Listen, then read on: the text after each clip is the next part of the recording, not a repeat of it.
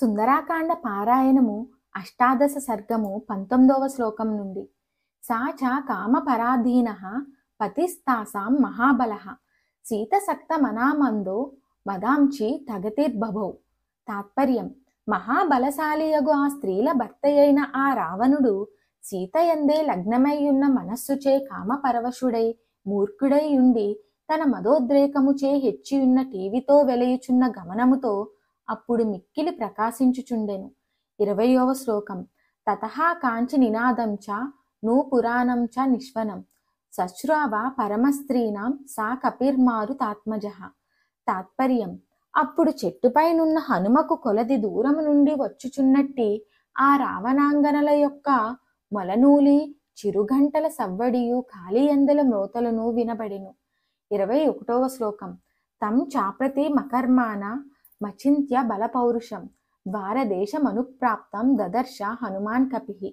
తాత్పర్యం: పిమ్మట హనుమ సాటిలేని కృత్యములచే ప్రసిద్ధుడైన వాడును ఊహింపనలవిగాని బల పరక్రమములు గలవాడును నగు రావణుడు ఆ యశోకవన ద్వారమునకు వచ్చుచుండట గాంచెను.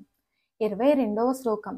దీపికాభిరనేకాభి సమంత దవభాసితం గంధ తైల వసిక్తాభి ధియమానాభిరగ్రతః. తాత్పర్యం: తనకు ఎదుట నడుచుచు స్త్రీలు సుగంధ తైలములతో తడుపుచూ పట్టుకుని వచ్చుచున్న పెక్కు కాగడాల కాంతులు చుట్టుపక్కల ప్రదేశములన్నిటినీ ప్రకాశింపచేయుచుండగా సమీపించుచున్న ఆ రావణుణ్ణి హనుమ చూచెను. 23వ శ్లోకం. కామదర్పమదైరుక్తం జిహ్మతామ్రాయ తేక్షణం సమక్షమివ కందర్ప మపవిద్దసరాసనం. తాత్పర్యం: గొప్పదైన కామము గర్వము మదము కలిగి ఎర్రని వక్రమై విశాలమై ఉన్న కన్నులతో ధనస్సు విడిచిపెట్టిన మన్మధుని వలె మహాసుందరుడుగా గాన్పించుచున్న ఆ రావణాసురుణ్ణి హనుమ చూచెను. 24వ శ్లోకం. మతితామృత పేనాభ మరజో వస్త్రముత్తమం సలీలమనుకర్షంతం విముక్తం సక్తమంగతే. తాత్పర్యం: చిలికిన చిక్కని మజ్జిగ వలెను అప్పుడే పితికిన పాల నురుగువలెను ప్రకాశించుచు మిక్కిలి ధవలమై సుందరమైనట్టి తన ఉత్తరీయము జారి భుజకీర్తులయందు చిక్కుపడి ఉండగా దానిని వయ్యారముగా విడిపించుకొనుచూ వచ్చుచున్న రావణుణ్ణి హనుమగాంచెను. 25వ శ్లోకం. తం పత్ర విటపేలీనః పత్ర పుష్పగణావృతాః సమీపమివ సంక్రాంతం నిర్యాతుముపచక్రమే.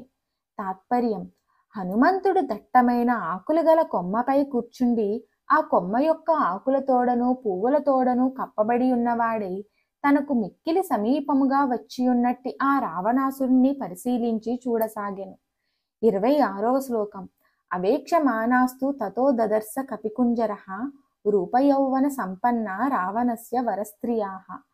తాత్పర్యం: హనుమ రావణాసురుణ్ణి చూచుచునే గొప్ప సౌందర్య సంపదయును యౌవన సంపదయును కలిగినట్టి ఆ రావణాసురుని భార్యలు అతని చుట్టూ నుండగా చూచెను. 27వ శ్లోకం. తాభిః పరివృతో రాజా సురూపాభిర్మహాశయాః తన్మృగద్విజ సంగష్టం ప్రవిష్టః ప్రమదావనం. తాత్పర్యం: గొప్ప యశస్సు గలవాడైన ఆ రావణుడు అతి సౌందర్యవతులైన తన అంతఃపుర స్త్రీలతో కూడి రమణీయమైన మృగముల యొక్కయు పక్షుల యొక్కయు ధ్వనులతో నిండిన ఆ యశోకవనమునందు ప్రవేశించెను.